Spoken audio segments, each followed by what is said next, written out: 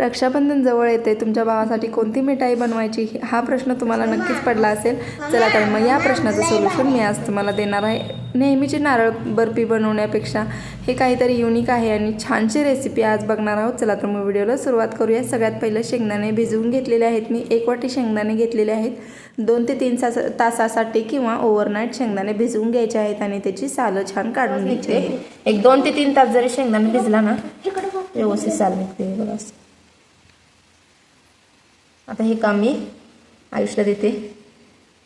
मी माझे काम होईपर्यंत ना ठेवायचं. ठेव खाली असं. ए खाना चोर चोर आमचं शेंगदाणे खायला आला. झालं का की तू केलंस आणि बघा असं काढून घेतलंय. तर एखादं खराब शेंगदाणा असं असेल तर काढते मी बाजूला. अशा पद्धतीने हे कडवट लागू शकतात म्हणून मी काढते. आता ही बर्फी आपण शेंगदाणे आणि काजूपासून बनवणार आहोत. तर बऱ्यापैकी सेम रेसिपी आहे काजू कतलीची. तर व्हिडिओ शेवटपर्यंत नक्की बघा, काहीतरी वेगळं तुम्हाला बघायला मिळणार आहे ह्या रेसिपीमध्ये. चला तर मग आता व्हिडिओला सुरुवात केलेलीच आहे. सगळ्यात पहिला मी 1 वाटी काजू घेतलेले आहेत. त्याच वाटीने 1 वाटी शेंगदाणे होते. तर दोन्हीही मिक्सरला बारीक छान वाटून घ्यायचं आहे. बारीक म्हणजे एकदम पण बारीक पावडर पेस्ट करायची नाही आहे त्याची. थोडंसं ओबड-दोबड बघू शकता अशा पद्धतीनं थोडंसं जाडसर असं बारीक करून घ्यायचं आहे. तर तुम्हाला वाटत असेल तर तुम्ही काजू कतलीसारखं काजूला सुद्धा भिजवून घेऊ शकता, पण काही गरज नाही आहे. तर मी असंच घालते. त्याच्यानंतर ज्या वाटीने काजू मापून घेतलेला आहे म्हणजेच मोजून घेतला आहे तर त्याच वाटीने 1 वाटी फुल्लं भरून आपल्याला इथे साखर घ्यायची आहे. कढईमध्ये साखर घालून घेतली.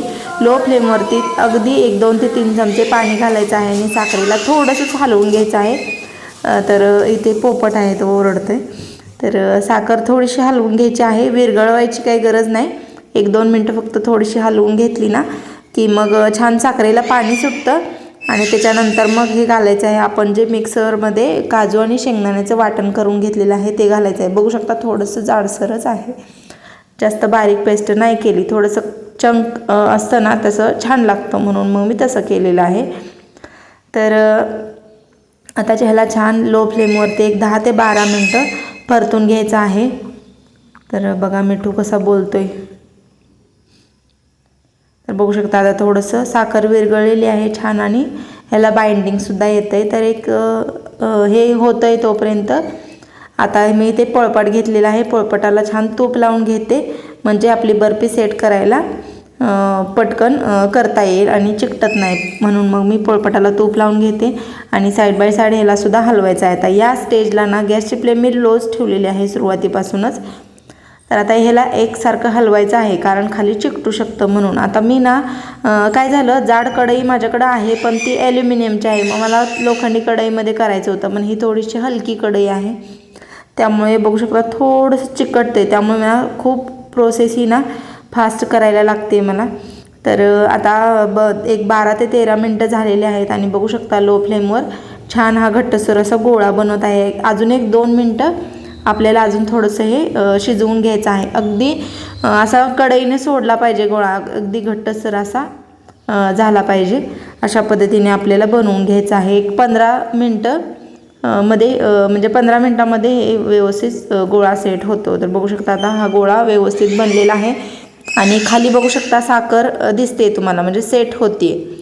तर या स्टेजला आता गॅस बंद करते आणि हे मी आता त्या तूप लावलेल्या पोळपाटावर काढून घेते. तुम्ही उपवासाला सुद्धा खाऊ शकता. एकसारखं हलवत राहायचं आहे आणि शक्यतो ना जाड तळाची कढई किंवा काही घ्या पातेलं वगैरे, पण जाड तळ असावा त्याचा. तर मी म्हटलं आता ही मोठी कढई आहे ना हलवायला सोपं पडेल म्हणून मी ही घेतली मी. त्यामुळे मग थोडंसं मला फास्ट प्रोसेस करायला लागली कारण हलकी असल्यामुळे अजून लवकर चिकटण्याची किंवा करपण्याची शक्यता असते म्हणून. त्यामुळे तर आता छान मी याला मिक्स करून घेतलेला आहे आणि आता तुम्ही बघू शकता घट्टसर असा गोळा बनलेला आहे. तूप लावलेल्या पोळपाटावर गोळा ठेवून छान आपल्याला पातळ असं लाटून घ्यायचं आहे. जास्त पण पातळ लाटायचं नाही आणि जास्त पण जाड नाही.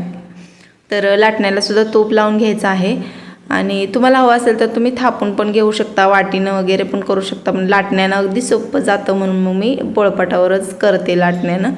आणि छान आता तुम्हाला हा आवडीच्या तुम्हाला जसं आवडतं तशा आकारामध्ये या वड्या किंवा बर्फी कट करून घ्यायची आहे. मी थोडंसं डायमंड शेपमध्ये करते आणि चाकून मला थोडंसं हेवी जात होतं म्हणून मग मी उलताण्याने करते. तर बघू शकता उलताण्याने एकदम इझिली या वड्या पडत आहेत आणि निसटत आहेत सुद्धा पोळपाट बघू शकता तुम्ही. अगदी सोप्या पद्धतीने अगदी मस्त असं निघतं. हे बर्फी खूप छान लागते चवीला सुद्धा.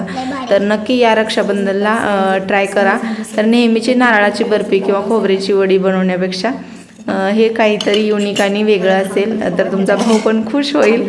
तर आता माझ्या भावाला तर काही मिळणार नाही कारण तो लांब आहे. पण चला आता मी गावी गेल्यानंतर नक्कीच ही बर्फी त्याला बनवून देणार, सगळ्यांनाच मी बनवून देणारच आहे. चला तर रक्षाबंधनच्या ॲडव्हान्समध्ये तुम्हाला सगळ्यांना खूप खूप शुभेच्छा. ही बर्फी नक्की ट्राय करा. व्हिडिओ आवडला असेल प्लीज लाईक शेअर सबस्क्राईब करा. Thanks for watching. पुन्हा भेटूया अशाच एका छानशा व्हिडिओमध्ये. आणि हा रक्षाबंधन स्पेशल अजून आपली ट्रेडिशनल महाराष्ट्रीयन खोबऱ्याची बर्फी आणि दूध घालून सुद्धा केलेली थोडीशी वेगळ्या पद्धतीची नारळाची वडी असं भरपूर साऱ्या रेसिपीज आपल्या चॅनलवरती आहेत. प्लेलिस्ट आहे कुकिंग व्हिडिओज म्हणून, त्यामध्ये तुम्ही जाऊन बघू शकता किंवा जर लिंक पाहिजे असेल तर डिस्क्रिप्शनमध्ये देतेच. चला तर हा व्हिडिओ आवडला असेल तर प्लीज लाईक करा, शेअर करा आणि अजून कोणत्या रेसिपीज बघायला आवडतील ते नक्की कमेंट करून सांगा. Thanks for watching. Bye bye. Take care. Airtight डब्यामध्ये किंवा स्टीलच्या किंवा प्लॅस्टिकच्या डब्यामध्ये ही बर्फी छान स्टोअर करून ठेवा म्हणजे खराब होणार नाही. राहणारच नाही. 1-2 दिवसात फिनिश होणार आहे. आणि स्नॅक्सला तर एवढी भारी